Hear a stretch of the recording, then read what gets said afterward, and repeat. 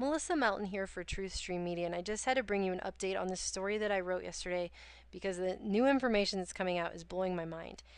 I wrote this story report was Navy Yard shooter gang stalked with mind control microwave weapons, and I wrote it because on August 7th, Aaron Alexis, the suspected shooter in the Navy Yard shooting that happened in Washington, D.C. earlier this week, left 13 people dead, actually had called the Rhode Island Police Department on August 7th, claiming that three people were sent to follow him and keep him awake by talking to him and sending vibrations through his body.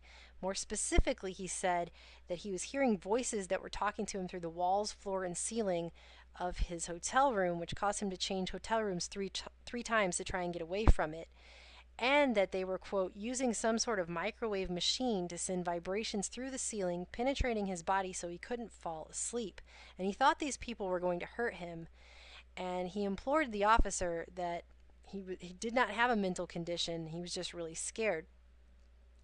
And these kinds of weapons are not science fiction at all. As soon as I heard that, immediately I went, whoa, because this is something that our government has been doing research on since the Cold War.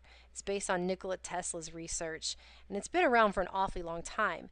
But a lot of people think that it's just crazy, and if you talk about stuff like that, you're nuts. However, I mean, right here I cite this document. This is a declassified Army intelligence document that was actually published in 1998, which talks about the bioeffects of selected non lethal weapons, and more specifically, radio frequency directed energy weapons. And it discusses how these weapons can have the incapacitating effect of microwave hearing, which is to basically voice to skull, put voice communications directly into someone's head that only they can hear, and how this was successfully demonstrated back in 1998, although there are other documents that show it was actually successfully demonstrated many, many years earlier. But that microphones next to a person suffering from this or being targeted by this would not be able to pick up that sound. So it only goes into the person's head that it's being targeted against, and no one else can hear it. And they actually go on to talk about how they can use this kinds of technology to disrupt neural control, and they could activate specific forms of behavior such as sexual, aggressive, and ingestive activities. And this is something that's just been on record. This exists, and a lot of people don't realize it.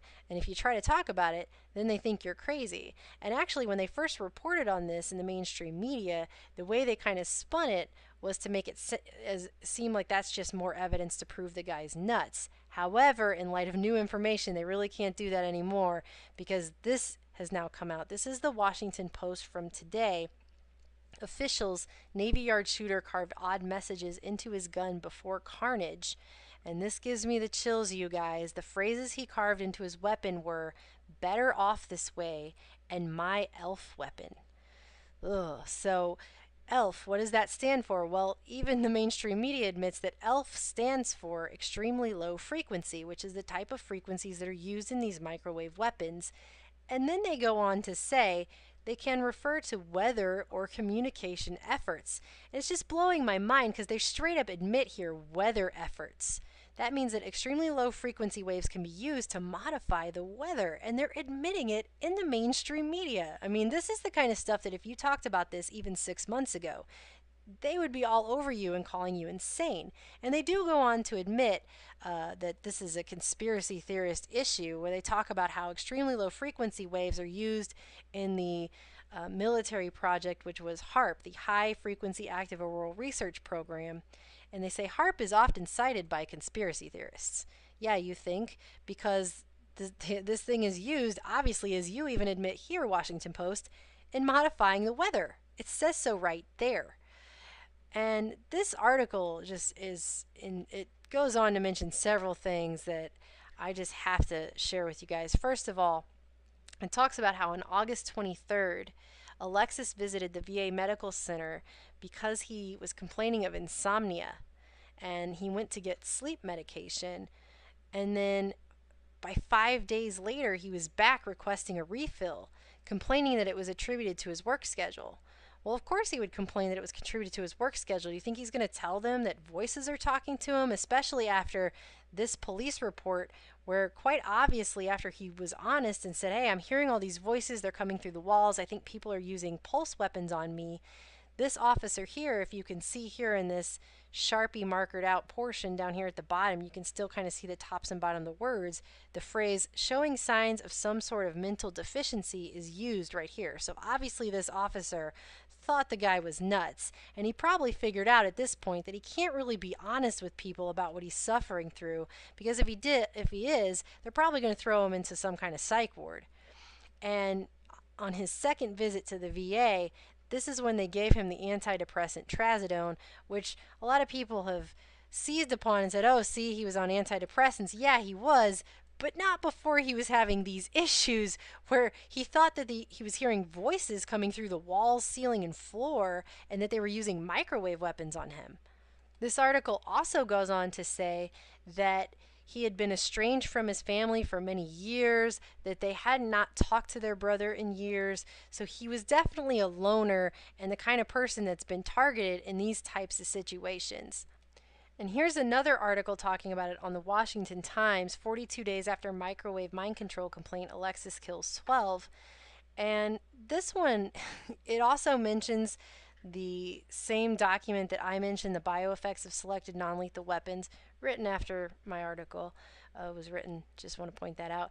But anyway, they talk about how Julianne McKinney, former director of the Electronic Surveillance Project at the now defunct Association of National Security Alumni in Silver Springs, Maryland, self-identifies as a U.S. Army intelligence veteran, self-published Microwave Harassment and Mind Control Experimentation in '92 and Mind Control in the Secret State in 2008.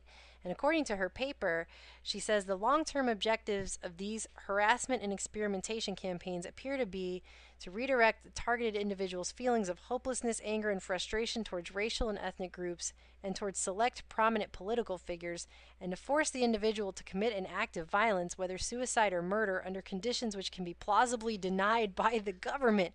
I mean, they're admitting this kind of stuff goes on in the mainstream media. It's blowing my mind. Again, if you had brought this up even 6 months ago, they would have called you insane. And it also goes on to talk about in an eerily similar tragedy on May 30th, 1991, Carl E. Campbell shot a U.S. Navy commander, Edward J. Higgins, at least 5 times with a .22 caliber near a bus stop, leaving him dead, and that a judge found him innocent by reason of insanity because in court papers, prosecutors said Campbell, who'd been treated earlier for paranoid schizophrenia, believed the U.S. government had implanted a mind-controlling computer chip in his brain. Again, these themes continue to come up, and I'm blown away at the fact that you're seeing this in a mainstream media outlet.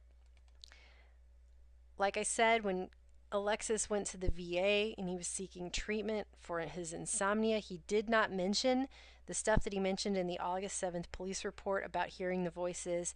And a lot of support groups tell you not to do that. This is one of them, Freedom from Covert Harassment and Surveillance. This is talking about what can you do if this happens to you. And they say right here, when talking to the police, your doctor, and hospital staff, please do not mention anything about your targeting to them. Do not mention electronic harassment, directed energy weapons, or organized stalking, because if you do, you risk being hauled away to a psychiatric unit. And so, again, Alexis probably figured this out. He probably started doing some research after this began to happen to him, and he probably figured it out and got smart and didn't mention it, knowing what they would probably do, how they would react to him. So now I just want to play this for you really quick so you can get an idea of how this is used. This is a billboard that was put up for a ghost hunting television show, Paranormal State. And this is a 40-story building that has this billboard, and you can see little speakers up at the top.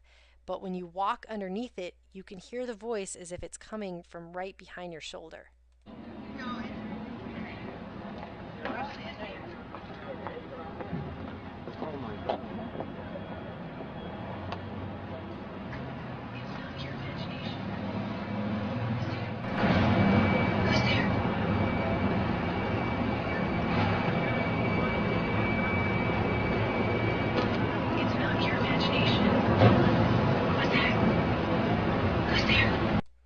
Okay, so you can see the speakers right up here, and it's a whispering voice saying, "It's not your imagination. What's that? Who's there?"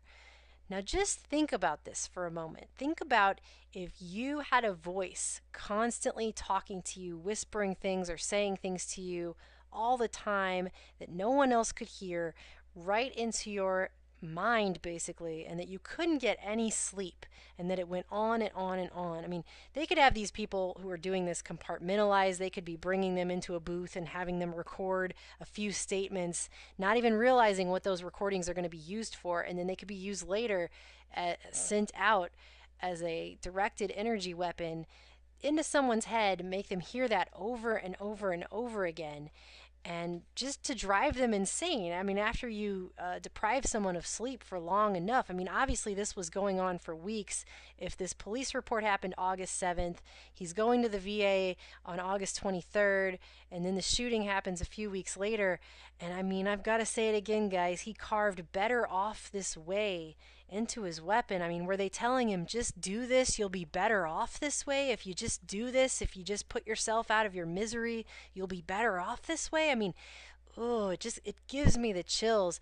But again, I mean, even in this article, in the mainstream media, in the Washington Times, they talk about here how, I mean, this lady wrote a paper saying, look, this is used to force the individual to commit acts of violence, whether suicide or murder, under conditions which can be plausibly denied by the government.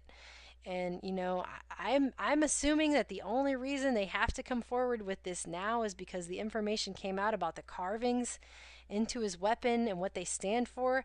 But if you'd have mentioned this stuff even a few months ago, you would be nuts. So I just had to bring this up because I can't believe this is all coming out. I mean, this is the world that we live in. So I'll keep you guys updated on this story. Truth Stream Media.